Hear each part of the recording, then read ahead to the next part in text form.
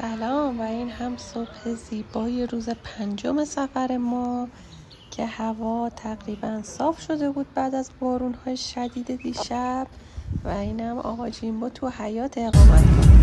تو پارسیانی این یه مهمون کوچولی داریم. نه اطراف پارسیان چند تا ساحل بکر و قشنگ رو گشتیم و از اونجایی که صبحونه خیلی زود خورده بودیم رفتیم برای ناهار غذای محلی مجبوس.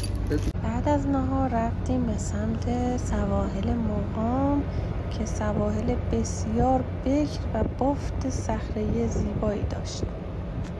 تو مسیر که می رفتیم یک مسیر آفرودی خیلی قشنگ پیدا کردیم که به یک ساحل بکر ما رو رسوند که تو اون ساحل تونستیم انواع و اقسام لاک پشت و سفره ماهی رو ببینیم که آب با خودش آورده بود. سفره ماهی تو تور گیر کرده بود بچه ها. آب آورده. اون چیه؟ سیوپه. خیلی وقت اینجاست. خیلیش کن.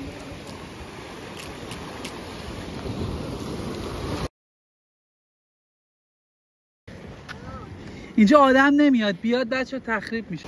و این همون ساحل زیبا که ما لوکیشنش رو پین کردیم که بریم بگردیم و برگردیم شب همینجا کمپ کنیم. و این هم که میبینید سر یک لاک پشت بود که پیدا کردیم تو این ساحل زیبا.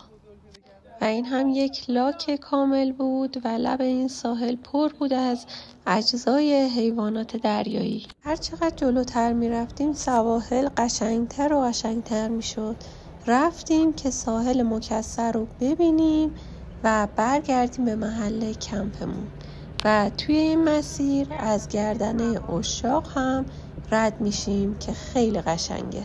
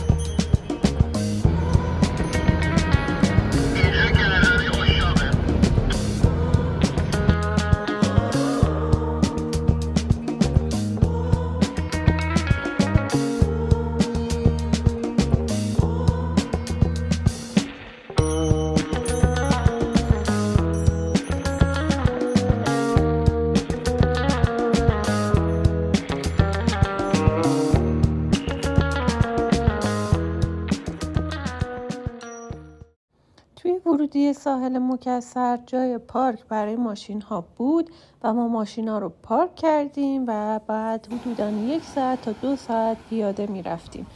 اول ساحل اول صخره‌های کوچیک‌تر بود. هر چقدر جلوتر رفتیم این صخره ها بیشتر شد تا جایی که باید روی صخره ها راه می رفتیم.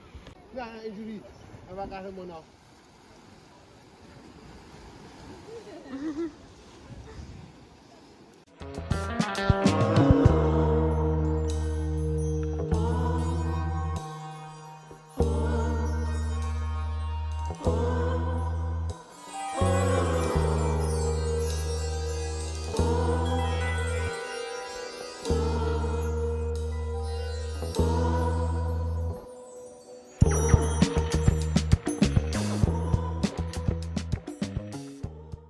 و ما تونستیم فقط تا اینجا پیاده بریم و این صخره‌های زیبا رو ببینیم چون که آب دریا بالا اومده بود و دیگه بیشتر از این نمیشد رفت. موقع برگشتم آقا دانیال با آهنگی که گذاشته بودن میرقصید. بعد از دیدن ساحل مکسر راه افتادیم به سمت اون بندر بکری که پین کرده بودیم و در گردنه عشاق با این غروب قشنگ روزمون رو به پایان داشتیم میرسوندیم.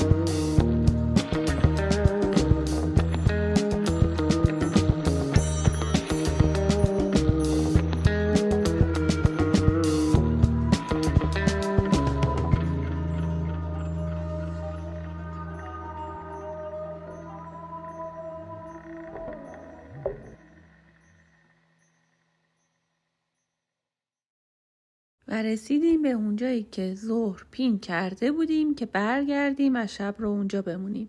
یک مسیر آفرودی داشت که مسیر سیلاب بوده و تمام سیلاب سنگ‌ها رو شسته بود و توی این مسیر آورده بود. این مسیر سخت و یک دیکش رو که رد کردیم به یک مسیر ماشین رو رسیدیم و سعی کردیم به ساحل آسیب نزنیم. قبل از ساحل ماشین ها رو پارک کردیم و کمپ کردیم.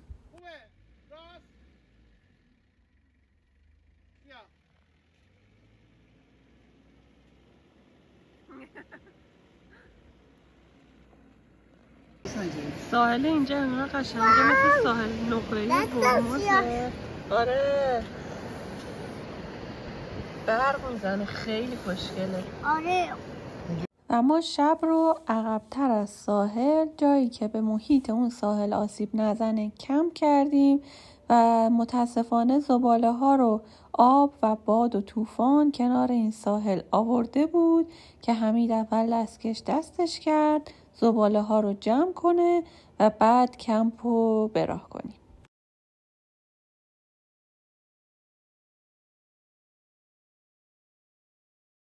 و این هم پایان شب پنجممون و کمپ ساحلیمون که شب هم زود خوابیدیم که فردا کلی راه داشتیم.